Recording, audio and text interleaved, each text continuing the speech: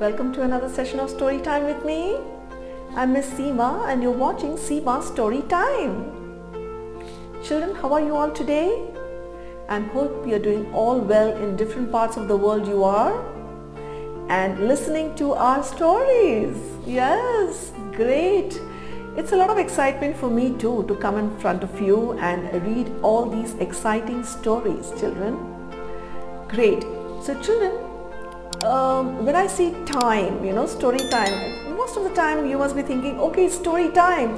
So let me put on the computer or let me go to the channel and listen to Miss Seema stories. So same way, there are a lot of times that a lot of children don't know how to read the clock, or rather to tell the time. Maybe they are still learning, yes. But we also have somebody called Wilfred who is not able to read the time. So the name of the story is What's the Time, Wilfred Wolf? Children, you can see that Wilfred is holding a cuckoo clock in his hand. And when the cuckoo comes out, he looks scared. Is that so? Why are you scared, Wilfred? We need to find out that. Yes, so we are not going to wait any further and we are going to read the story because we need to find out what is Wilfred doing inside. Yes, children, so the name of the story is What's the Time, Wilfred Wolf? Children, the name of the story is What's the Time, Wilfred Wolf? It's written by Jessica Barrah and Steve Smallman.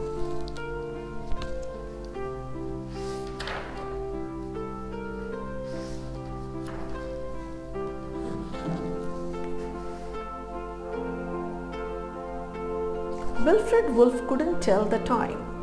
Big hands and little hands were too confusing. He just ate and slept when he felt like it, which was quite often. One morning, a party invitation arrived. So children, let's read the party invitation. It says, "Dear Wilfred, please come to my party at 3 o'clock tomorrow. Love, Ella." Yippee, a party! But how will I know the right time to go? Yelped Wilfred. He didn't want to miss the party food, or the dancing, or the games. Maybe his friend Boris Bear could help. Don't worry, Wilfred, said Boris.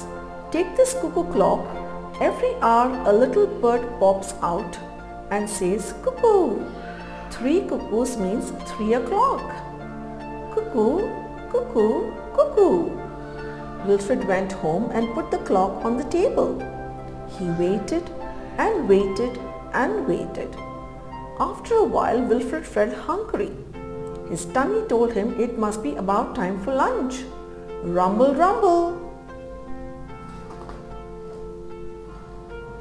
Just as Wilfred started eating, the cuckoo sprang out of its clock. Cuckoo! Wah! Screamed Wilfred, flinging his fork. Poing went the fork. Splat went the sausage and mash. Smash went the clock. What a shock for Wilfred!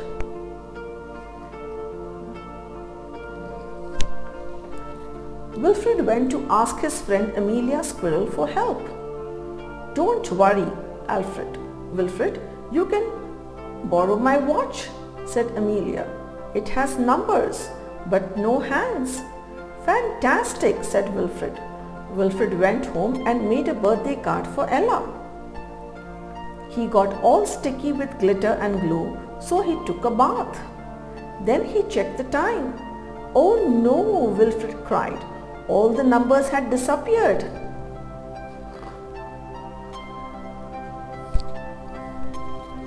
Wilfred went outside and howled. What's the matter with you, hoo-hoo? Said Oscar Owl flying by. Wilfred told him about the watch. Oh, Wilfred, said Oscar, watches don't like getting wet, but I can tell the time. I'll hoot down your chimney at 3 o'clock. "Oh, thank you, Oscar," said Wilfred. Wilfred got dressed for the party and waited for Oscar. At last it was time to go.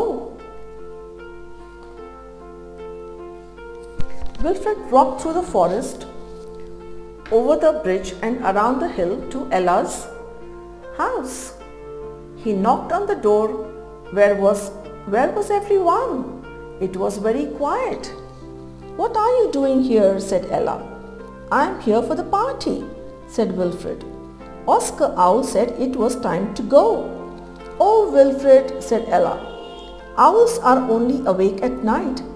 It's 3 o'clock in the morning now. The party is not until 3 o'clock this afternoon."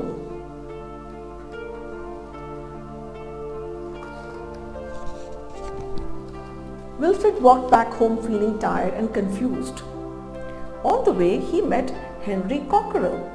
"Henry, could you let me know when it's 3 o'clock this afternoon?" Wilfred asked.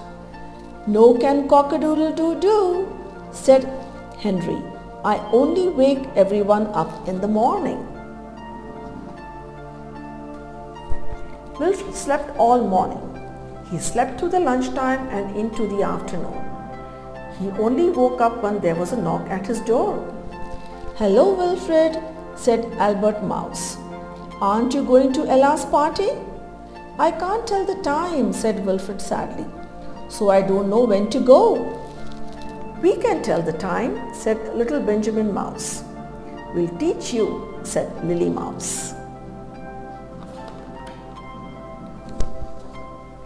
"This is the clock's face," said Lily, drawing a big chalk clock on the ground. "Albert's the big hand. When he points straight up at the 12, that means it's beginning of the hour." "And Lily's the little hand," said Albert. "When she points to the 2, that means it's 2 o'clock. 6 o'clock, 4 o'clock, 3 o'clock. 3 o'clock, it's party time." Wilfred had a wonderful time at the party. He ate lots of party food and danced with all his friends, and he knew when it was time to go home. The end. Well, Wilfred's friends were really helpful in telling him the time. Wonderful, wonderful. Yes, the friends came to the rescue. Wow, yes. And the friends made sure that he can read the time. And then he was in time for the party. And yes, at the end, he knew what time he's supposed to go back home. Wonderful, very nice. That's what friends are for, isn't it, children? I'm sure your friends are helping you also in various different ways. Yes, so that you can also help them, isn't it? Good. I'm sure you're doing that, children, and hope your friends are helping you too. Great. With that thought, we come to the end of another story time session with me. We are going to come back with more stories, children. Stay home, stay safe, be the warriors we want you to be, and the responsible citizens of your community and your country. Bye-bye, children. See you soon.